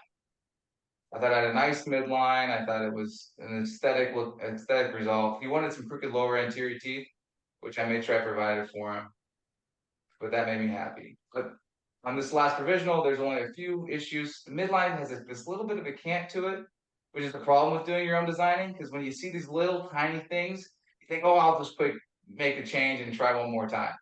And so you can turn small aesthetic issues into multiple appointments pretty quickly if you're too nice. Also, I'm going to go from my MIS screw to a 1.6 Vortex screw that Danny is going to send us. And then obviously this design is not perfectly hygienic and ultimately due to the MUA position of these implants. But I can't really fix that and without taking the implants out and placing new ones. So it will probably keep them on a take it off yearly recall and clean underneath it, and that's just going to be the situation for him. But was this a nightmare case for me? No, it wasn't. And why was it not? Because we have our own lab, we have our own printer, we have our own mill, and I'm the designer. So total cost of everything, including final restoration, is going to be $540. So that's a pretty good deal, I think. So even though it took me 4 appointments ultimately to do the final, $540 on a rather expensive case is not too bad. Other benefits where I could immediately diagnose the issue when things didn't fit after the second provisional. And none of the patient requests were lost in lab communication, which I thought was good. And the biggest disadvantage, like Keith was saying, is that you get more picky because you know how easy it is to make those small little design changes. And to get used to Exocad, those first 5 cases take like quite a while, I think. If anybody's interested at all in learning how to do this stuff, I'm not married. I have no kids, so I have a lot of free time. So if you give me a call or an email, I'd be happy to get on a call with you and walk you through any software questions with Exocad, Mesh Mixer, Edit Links, BlueSky Bio, or R2Gate. I'm pretty decent at most of those. And here's a few pictures of a few other cases that we've done in office lately. This is a fun tissue former. It was a completely 3D printed direct to implant case. We took a scan the day of the surgery and then we designed this with no tie base and used it for the tissue. This is a 3D printed anterior bridge that the patient had broken, but luckily we had a scan, so I was able to print this out and glaze it before he showed up. So it was a really easy fix for him. He just came in and walked out. And this is my first full zirconia arch that we did in office. We never quite got it passive for her. And she was having pain and discomfort still, so we took her through the Instarisa workflow.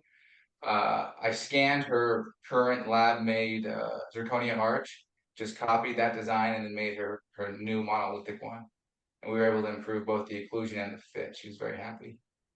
And this is another pre-made mill provisional. This patient tore out some teeth, and we made this shell provisional that looked really nice in the mouth without much work.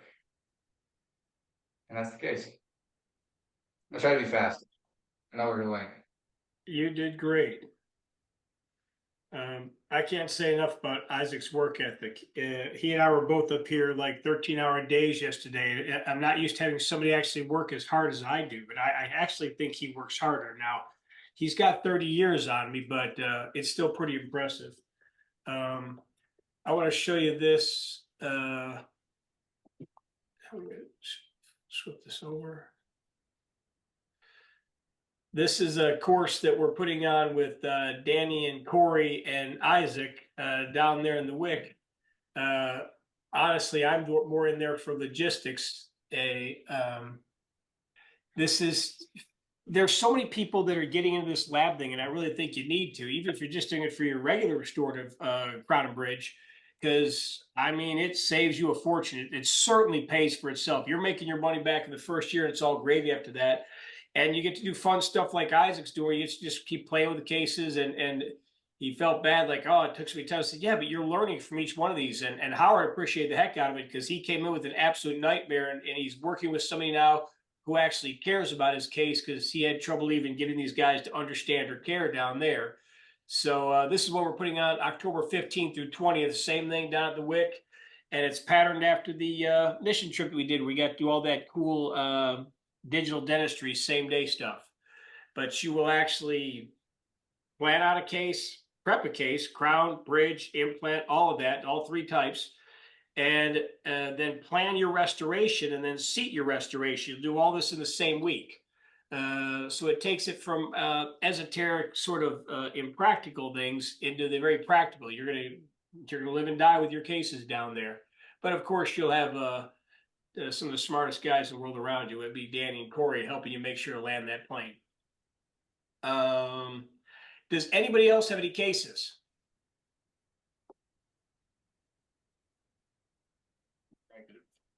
All righty. Well, we are a little bit over time anyways. Actually, we're right at about 2 hours, I guess, what we started at. Let me see. Where am I here? Where is the... What do you want to do? Am I got everything on? Yeah. Okay. There we go. All right, guys. It's been another lovely study club. We go back to Puebla tomorrow in April. The May course is going to be one of our reunion courses. We're going to try and get as many of the old WIC grads down there and get them down there and beyond beginners. I'll send you out some sort of special on that. That'll help you out. But it's fun as always. I've been a little behind on my emails. I'm almost caught up. I've got like 3 more from folks, and I could go longer on that if I needed to, but I don't need to. We're already over long enough, especially for you folks on the East Coast. Thank you so much for your time. And Keith, thanks for stopping by, and we'll have you back again sometime. Yeah, anytime. Thank you. Enjoy it. Bye, everyone. You're welcome. Bye, guys.